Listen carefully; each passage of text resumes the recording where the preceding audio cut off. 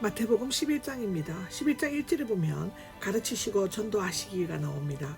두 동사의 부정법의 간사가 하나만 붙어 있는 것은 가르치는 것과 전도하는 것이 하나의 동일된 예수님의 활동이었음을 나타내 보여주고 있습니다. 2절에 보면 감옥이 나오죠. 예수님의 선구자요 예언자였던 세례자 요한은 헤롯 안디바와 그의 불의한 아내 헤로디아의 일로 감옥에 갇혀 있었습니다. 마태복음 4장 12절에도 나오고 14장 1절에서 12절에도 나옵니다. 아마도 이 감옥은 유대인의 3대 요새인 마케루스 안에 있었던 것 같고요.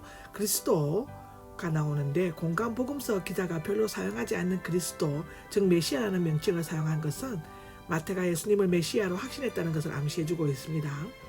세례자 요한이 제자들을 보내어 오실 그분에 대해 질문한 것을 보면 아직 확신하는 마음이 없었던 것 같습니다.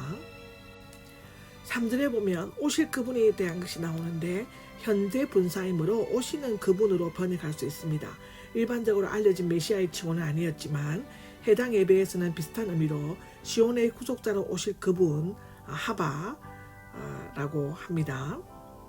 시편 118편 26절에 보면 나옵니다. 초대교회에서는 정식적인 명칭으로 사용되었는데 이것 또한 히브리서 10장 37절과 요한계시록 1장 4절에도 나옵니다. 아마도 어떤 계시적 사실을 엄밀하게 나타내는 어법으로 쓰인 것 같은데요. 특히 내가 왔다의 근거가 된 것 같습니다. 이 내가 왔다는 마태복음 9장 13절, 요한복음 10장 10절에 나옵니다. 다른 분을 기다려야 합니까? 라고 합니다. 흔히 옥중생활에 낙심한 요한이 예수님께서 메시아로 악인을 심판하는 일을 하지 않는 것을 보고 확신과 의심 사이를 방황하면서 질문한 것으로 추측되어지는데 마태복음 3장 7절에서 12절에 나옵니다. 그러나 이 구절은 그와 정반대로 해석할 수도 있다고 합니다. 실제로 요한은 예수님이 메시아이심을 확신하고 있었지만 그의 제자들은 아직까지 확신을 갖고 있지 않았기 때문에 직접 가서 눈으로 보고 질문하여 깨닫도록 하기 위해서 보내었을 것이라는 것입니다. 요한복음 1장 29절에 나옵니다.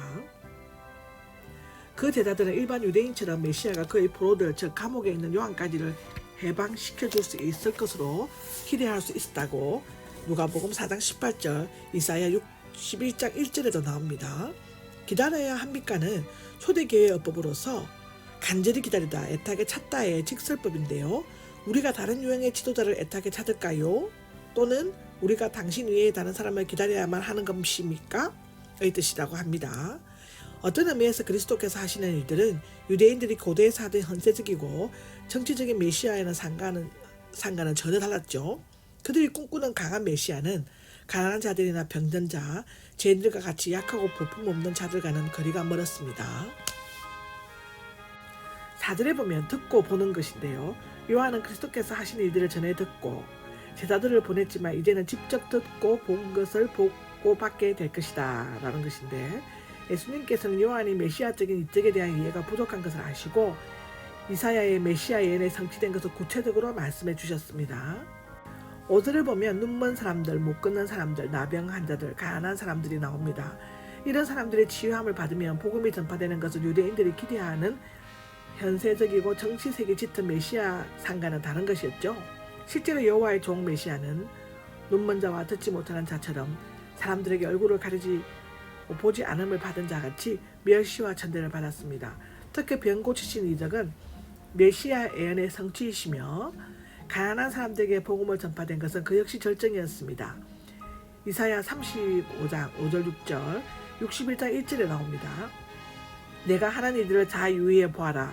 이런 일들은 너희에게 메시아에게서 기대하는 일은 아니지만 악의 세력들이 파괴되고 메시아의 시대가 가까이 이르렀음을 보여주고 있다라고 기록되어져 있습니다. 6절입니다. 걸려 넘어지지 않는 사람인데요. 여기에서 걸려 넘어지지 않는 사람은 길을 가다가 돌에 걸려 넘어지거나 비틀거리다를 의미합니다. 만약 요한이 유대인들처럼 정치적이고 물질적인 메시아관을 가졌다면 그것은 그릇된 오해의 걸림돌일 것입니다. 예수님은 아직 자신의 주권을 완전히 행사하지 않았으며 종말적 심판은 이후에 있게 될 것입니다. 자신의 뜻대로 이루어지지 않는다고 의심하거나 시험에 드는 것은 실로 어리석은 일입니다. 걸려 넘어지게 하는 것으로 여겨졌던 걸림돌은 사실상 교회의 기초가 되는 모퉁이들이었습니다. 그리스도의 십자가를 믿지 않는 자에게는 미련하고 걸려 넘어지게 하는 장애물입니다. 고린도전서 1장 18절 23절, 이사야 8장 14절에 기록되어져 있습니다. 7절에 보면 떠나갔을 때가 나오죠. 문자적으로는 이들이 자기 길들로 갔을 때 또는 떠나가는 동안입니다. 현재 분사 절대 소유격은 예수님의 말씀과 요한의 제자들이 떠나간 것이 거의 동시에 이루어졌음을 나타내고 있습니다. 예수님께서 요한의 제자들이 떠나고 나서야 그에 대해 언급한 것은 아첨하거나 불화하는 것과 같은 인상을 주지 않기 위함이었을 것입니다. 세상 사람들은 먼저 칭찬하고 난 뒤에 비난한다라고 하는데요. 하나님의 진리는 그와 정반대입니다. 보려고가 자세히 관찰하거나 명상하다의 뜻인데 또 이 말은 자주 구경하는 일에도 사용되었습니다. 즉 너희가 무슨 구경을 하려고 광야에 나갔었느냐 라고 할 때 나오고, 광야는 옛날에는 하나님의 계시가 광야에서 주어진 것으로 간주되었으며 그 때문에 많은 사람들이 그 일을 보려고 광야에 모인 일이 있었다고 합니다. 현재 이 이야기들은 청중들은 이미 요한에 대해 많은 것을 듣고 알았을 것입니다. 바람에 흔들리는 갈대가 나오는데요. 요한이 활동하던 요단 골짜기에 흔히 볼 수 있었으며 막대기가 청량하는 지팡이, 글 쓰는 펜으로 사용되었습니다. 그런데 갈대는 쉽사리 바람에 흔들리고 꺾이기 때문에 우유부단하고 지조 없는 사람이나 참된 인도자 없이 방황하는 유대민족에게 비유되었는데, 그러나 결코 요한은 연약하게 흔들리거나 쉽게 꺾이는 갈대와 같은 인간은 아니었습니다. 그가 감옥에 갇힌 것은 용감하게 왕의 비윤리적인 결혼, 즉 동생의 아내를 빼앗음을 지적했기 때문이었죠. 그는 앞서 요단강에 몰려온 예루살렘 종교 지도자들을 향해서도 거침없이 독사의 자식들아 하고 외쳤습니다. 8절에 보면 고운 옷을 입은 자라고 나옵니다. 너희는 고운 옷을 차려입은 어떤 사람을 구경하러 갔느냐? 늘 계속해서 좋은 옷을 입은 자들은 왕궁 안에 있다. 요한은 결코 외적인 모양을 중요시하는 사람이 아니었죠. 그는 호화로운 것들을 떠나 거친 약대 털옷을 입고 살았으며 너희가 기대하는 것처럼 멋진 왕복을 입은 보무당당한 메시아의 선구자들보다는 낮고 천한 위치에서 사명을 감당한 사람이었다는 뜻일 수도 있습니다. 9절을 보면 예언자보다 더 나은 사람이라고 나와 있죠. 예언자는 하나님의 뜻을 백성에게 전달하기 위한 택함받은 자를 말하고 있습니다. 원문의 명칭은 선지자보다는 예언자가 맞다고 합니다. 그들은 이스라엘 백성들에게 하나님에 대한 순종, 율법 준수, 회개 등을 촉구하였는데요.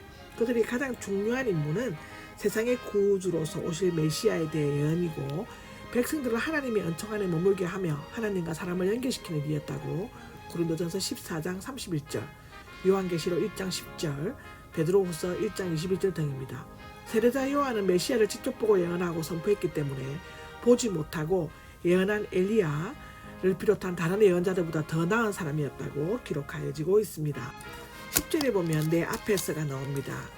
말라기 3장 1절에 인용한 것인데요. 72년과 히브리 성경에는 내 앞에서로 되어 있는데 본절에서는 내 앞에서로가 되어 있습니다. 그 이유는 말라기에서는 하나님께서 그 사자를 자신의 면전에서 보내신 것이었지만 본문에서는 예수님께서 이것을 자신에게 말씀하신 것으로 인용하였기 때문입니다.